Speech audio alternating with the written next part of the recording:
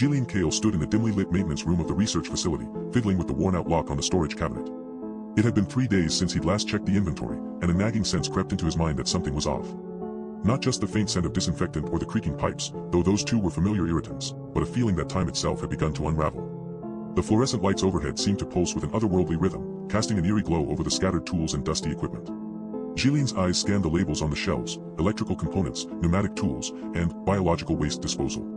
His gaze landed on a crate marked authorized personnel only. He felt an itch to open it, as if his fingers were being drawn towards the words like a magnet. His supervisor, Dr. Elwes, had been acting strangely of late, or at least, more strangely than usual.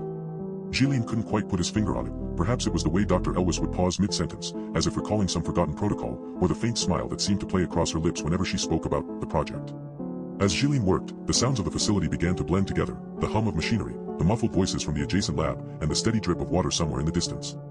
It was a symphony he'd grown accustomed to over his years here, but now it seemed altered. He slid the lock open with a satisfying click, revealing rows of neatly stacked supplies. Among them lay a single folder, its contents hidden behind a clear plastic sleeve. Zhilin's name was printed on the label in Dr. Elwes' familiar scrawl: confidential, for Zhilin Kael eyes only.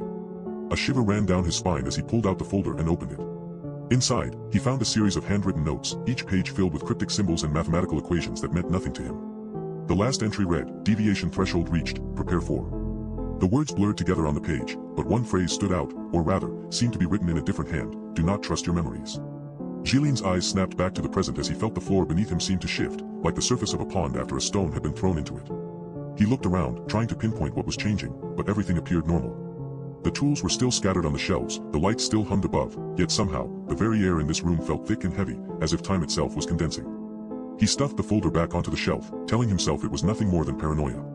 But as he turned to leave, a glance at his reflection in a nearby mirror showed him a face that looked unfamiliar, or rather, one that seemed to be wearing the wrong expression.